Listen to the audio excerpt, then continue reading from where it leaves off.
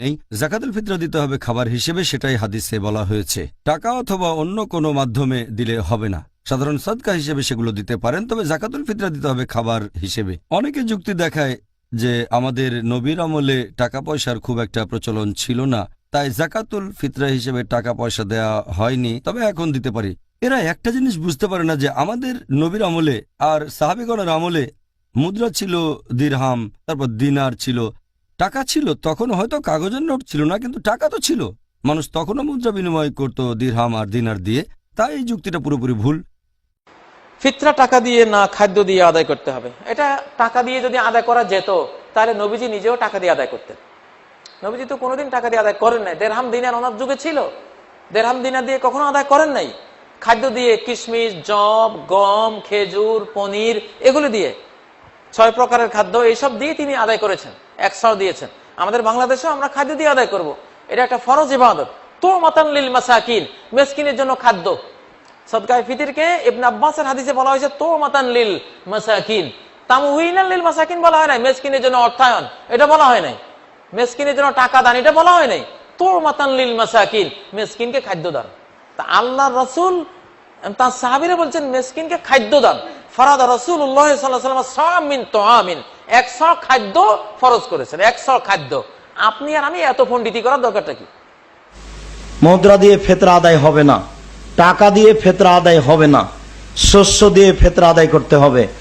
সারা দুনিয়ার মানুষ যদি টাকা দিয়ে ফিতরা আদায় করে, সারা দুনিয়ার মানুষই গুনাহগার। আসলে ইসলামী শরীয়তের মধ্যে যতগুলো ইবাদত আছে, এই ইবাদতের মধ্যে আপনার এবং আমার কোনো যুক্তি চলবে না। হাদিসে যেভাবে আছে হুবহু সেভাবে আমল করবেন। রাসূল সাল্লাল্লাহু আলাইহি ওয়াসাল্লাম যেহেতু খাদ্যবস্তু দিয়ে আদায় করেছেন, সাহাবীগণ যেহেতু খাদ্যবস্তু দিয়ে আদায় করেছেন, তারা টাকা দিয়ে আদায় করেননি, আমরা করবো না। এবার বলছি, এখন এই রাসূল সাল্লাল্লাহু আলাইহি ওয়াসাল্লামের দেয়া যে নির্ধারিত যে পণ্যগুলো, সেগুলো দিয়ে দেয়া এটা নিশ্চয় সুন্নাহ, এবং এটাই হচ্ছে প্রকৃত সুন্নাহ। ফিতরা টাকা দিয়ে ফিতরা দিলে ফিতরা হবে না, না না, সঠিক মত। ফিতরা এটা বাদান, শরীরের যাকাত। শরীর টাকা খায় না, খাদ্য খায়। ফিতর মানেই খাদ্য, ফিতর মানেই নাস্তা, ফিতর মানেই রোজা ভাঙ্গা। রোজা ভাঙ্গা কি টাকা খাইবেন নাকি? টাকা খাওয়া যায়? ধরে নেই ফিতরা ফরজ। কতটুকু ফরজ? 2.5 কেজি। কি খাদ্য? কখন দিতে হবে? ঈদের নামাজের আগে। এনাফ। আর কি বাকি থাকে? এখন যদি কোনো আল্লাহর ওলি এসে আপনাকে বলে যে ভাই কুরবানি ফালতু দিলে আপনার মাংস নষ্ট হয়, এক কাজ করেন, কুরবানির 10,000 20,000 টাকা গরিব মানুষের মধ্যে বন্টন করে দেন, কি বলছেন? কুরবানি আদায় হবে? কেন হবে না?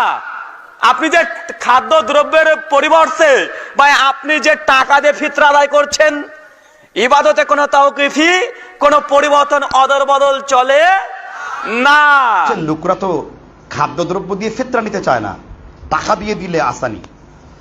ইবাদতে তাওকিফি, কোন ইবাদতকে পরিবর্তন করতে হলে আপনাকে আল্লাহর নবী আসতে হবে, আপনার উপর ওহী আসতে হবে। টাকা দিয়ে ফিতরা দেওয়া যাবে কিনা, এর উত্তর হচ্ছে নবী সাল্লাল্লাহু আলাইহি ওয়াসাল্লাম টাকা দিয়ে ফিতরা দিয়েছেন এমন প্রমাণ নেই।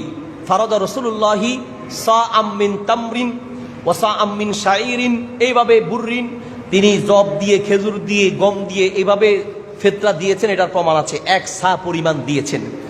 এবং আবু সাঈদ খুদরি রাদিয়াল্লাহু তাআলা আনহুর হাদিস, যেটি বুখারীতে এসেছে, সাআম মিন তাআম, 1 সার খাদ্য, সরাসরি বলেছেন। সবগুলো হাদিসে খাদ্যের কথা বলা হয়েছে। অতএব খাদ্য দিয়েই যাকাতুল ফিতর আদায় করা, এটাই হচ্ছে প্রফেটিক ইনস্ট্রাকশন বা নবী সাল্লাল্লাহু আলাইহি সাল্লামের নির্দেশনা।